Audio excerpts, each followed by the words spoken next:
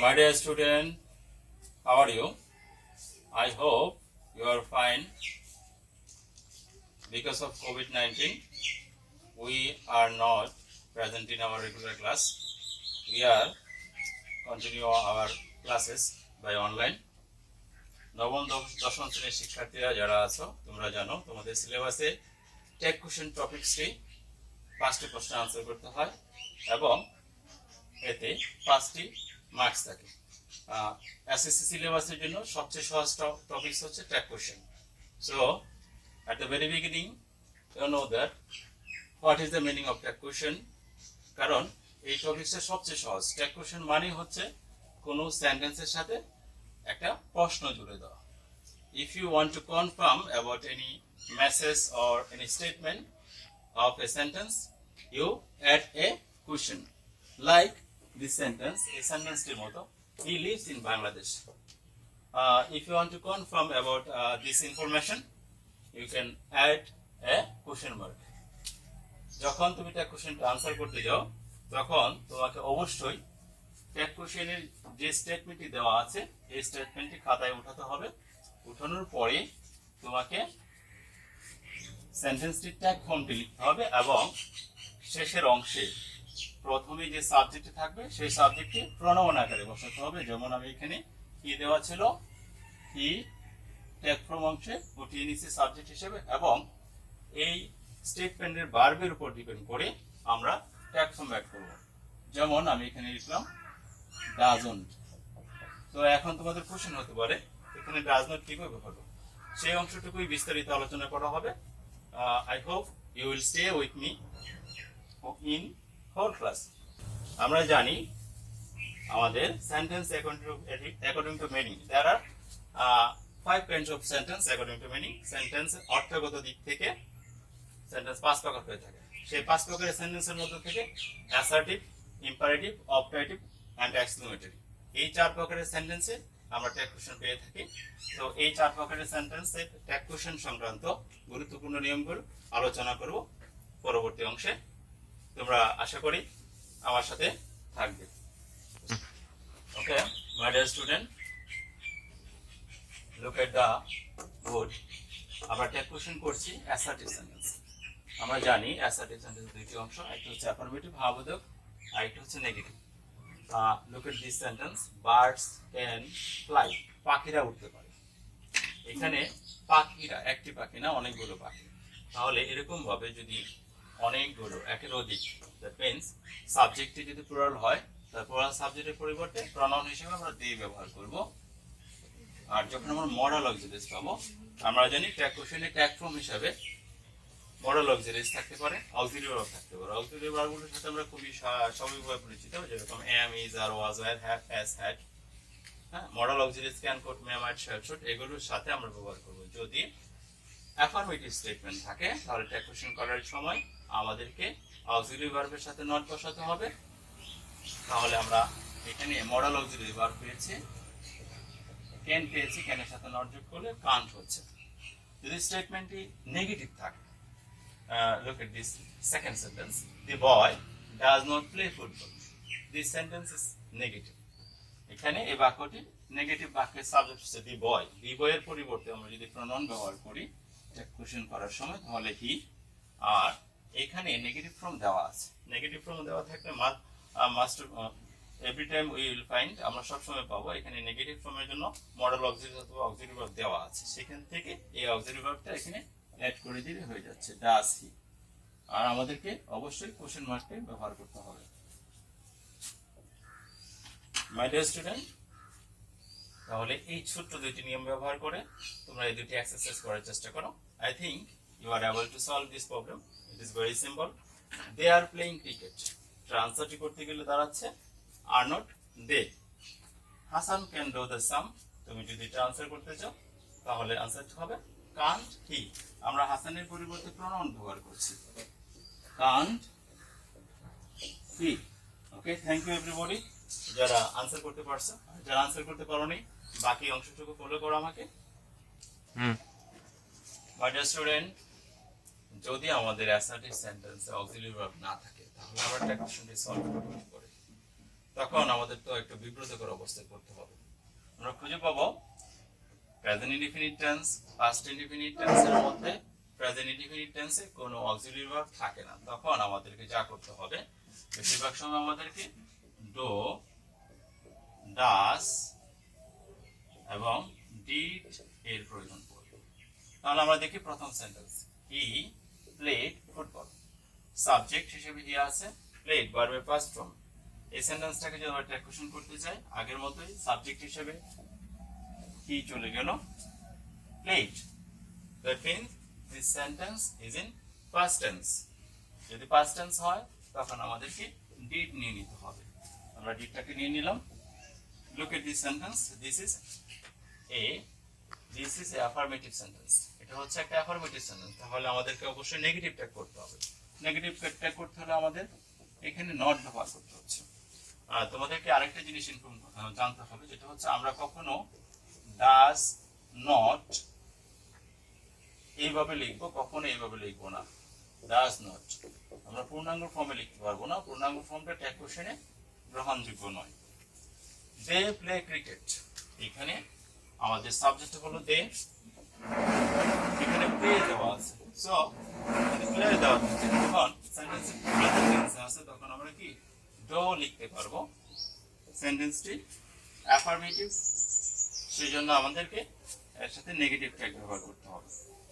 Look at the third sentence. This sentence, subject he, and there is available had. Hadটা এখানে main ভার্বের কাজ করছে। যখন hadটা মেইন ভার্বের কাজ করেছে, he had a new dress, তার মানে তার একটা নতুন জামা ছিল। তখন আমরা প্রনাউন হিসেবে he দেওয়া আছে, সাবজেক্ট এখানে প্রনাউন he।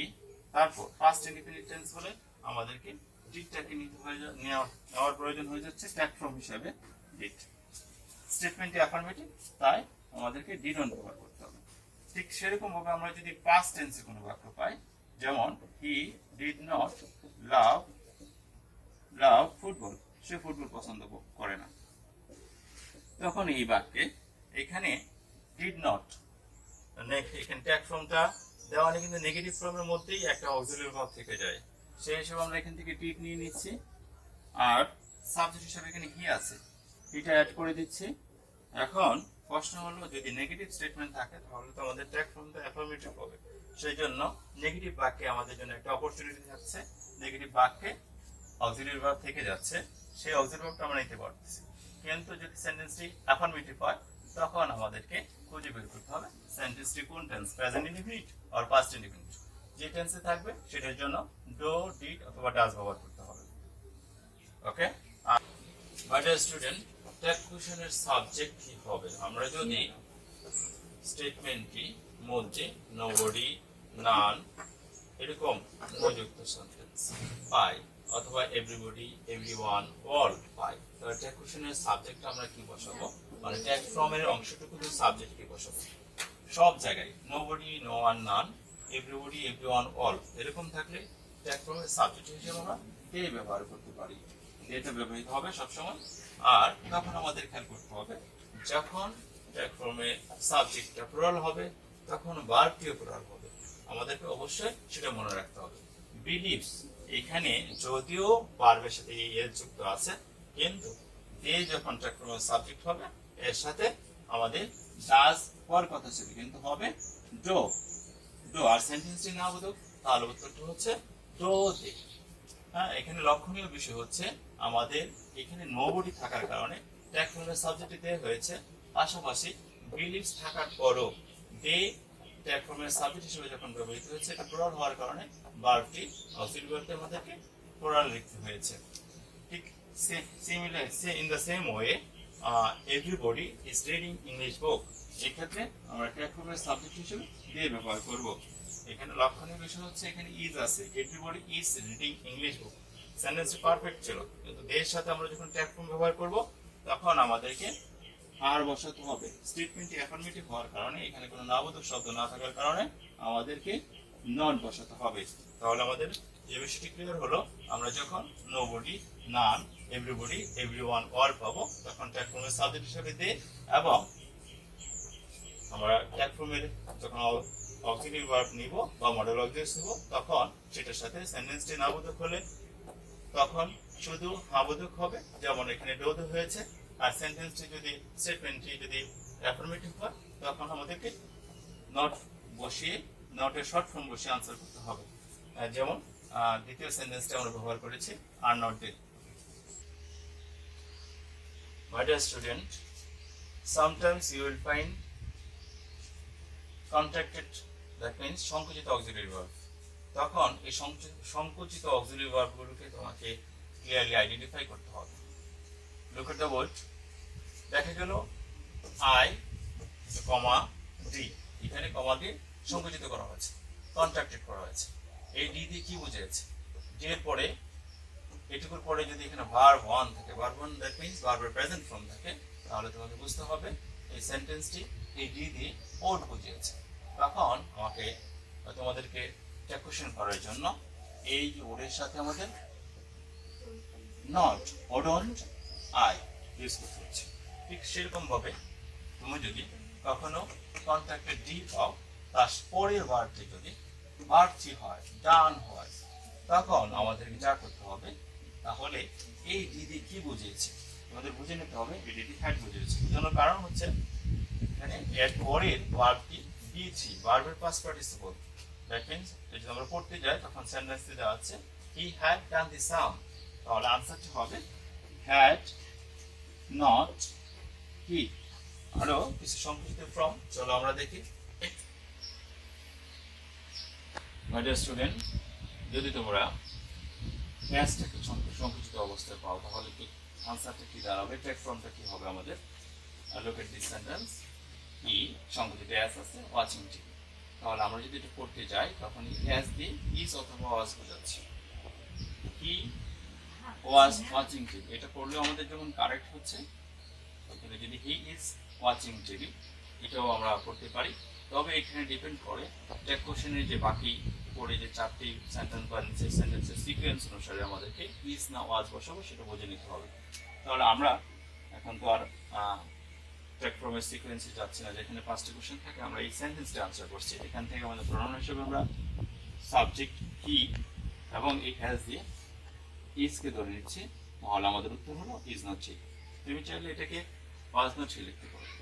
আবার যখন আমরা সংক্ষিপ্ত এস বা কন্ট্রাক্টেড এস পাবো, তার পাশে বি3 থাকবে। যেমন লুক এট দিস সেন্টেন্স, এখানে সংকুচিত এস আছে এবং রিটেন আছে, দ্যাট মিন্স বি3 আছে। তাহলে এই হ্যাজ দিয়ে আমাদেরকে বুঝিয়েছে হ্যাজ অথবা হ্যাড। তাহলে আমরা হ্যাজ বুঝে নিলাম, যেহেতু এস আছে এখানে হ্যাজ বুঝে নিলাম, তারপর ভার্ব 3 আছে। তাহলে আমাদের উত্তরটা হলো হ্যাজ নট হি। তো মাই ডিয়ার স্টুডেন্ট, আমরা এখন চলে যাব আমাদের অ্যাসার্টিভ সেন্টেন্সের এই অংশটুকু শেষ হয়ে গেল। তোমাদেরকে আমি 3টা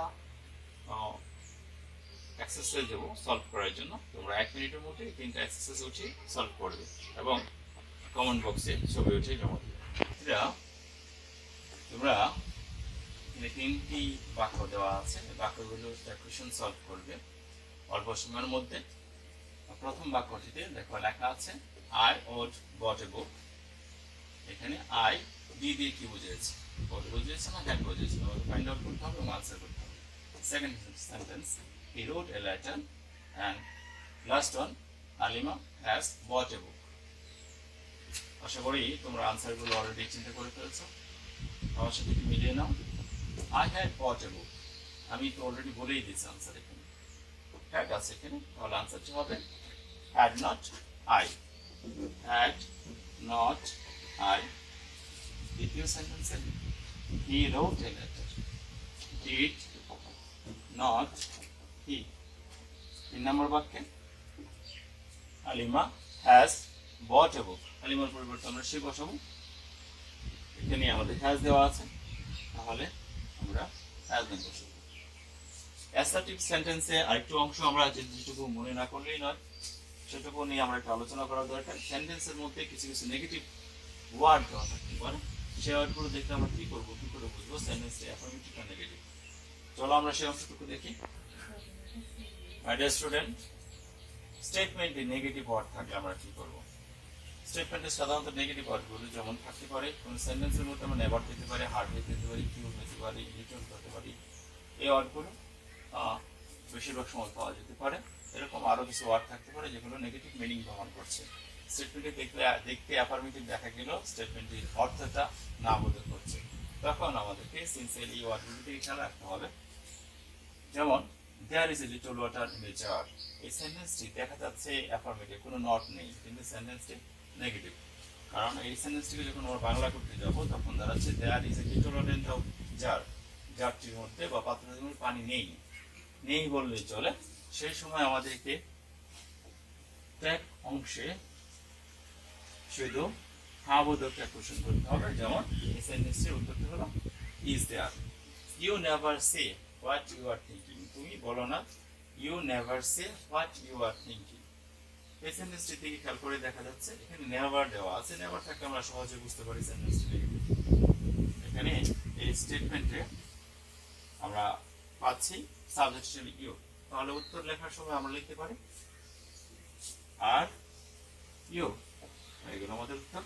ঠিক এরকম করে আমাদেরকে যে স্টেটমেন্টগুলো থাকবে স্টেটমেন্টে অ্যাফার্মেটিভ না নেগেটিভ ওদের কনফার্ম হতে হবে। কনফার্ম হওয়ার পর আমরা এটার আনসারটা ইজিলি করতে পারবো। মাই ডিয়ার স্টুডেন্ট, সেন্টেন্সের মধ্যে all of, each of, none of, some of এরকম সেন্টেন্সগুলো পাই, তখন আমাদের দেখতে হবে এই অল অফ এর পরে যে প্রোনাউনটি আছে এটাকে সাবজেক্ট করে নিতে হবে। নাইদার অফ এর পরে যে সাবজেক্টটা আছে সেটাকে, এখানে অবজেক্ট ফর্ম আছে, এটাকে ট্যাগ ফর্মে সাবজেক্ট করতে হবে। তাহলে এখানে যেহেতু আস আছে আমরা ট্যাগ ফর্মে সাবজেক্ট হিসেবে উই নেব। All of us showed, model object হিসেবে শোড আছে, এটা উত্তর করার সময় showed not we, showed not we হচ্ছে আমাদের উত্তরটি।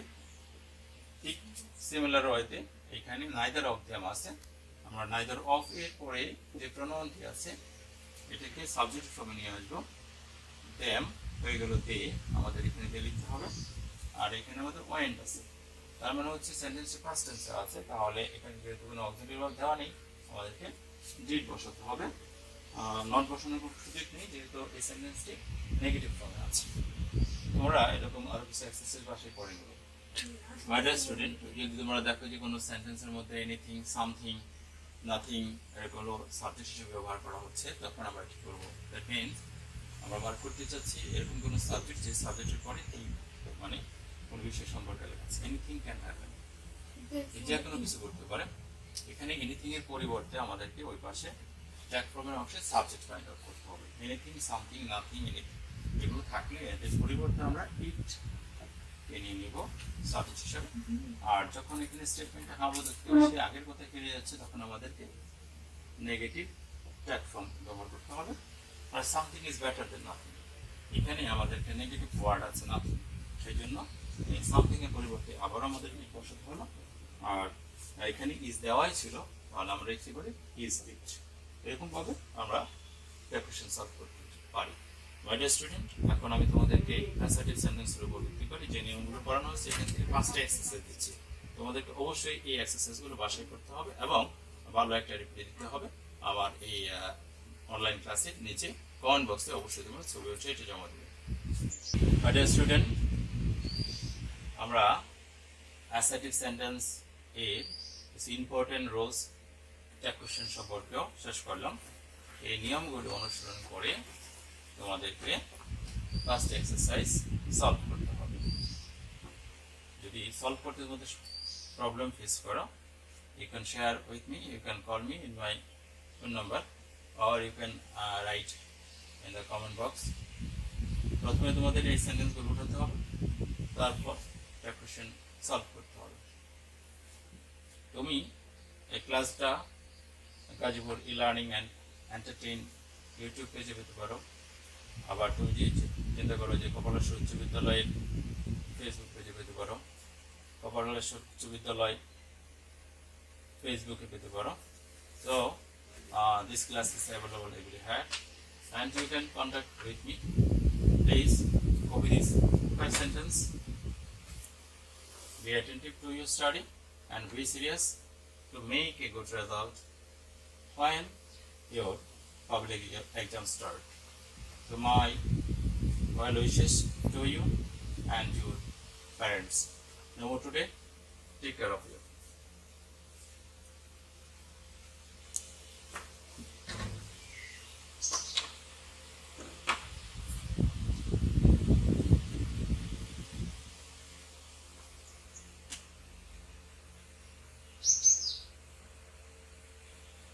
Good night.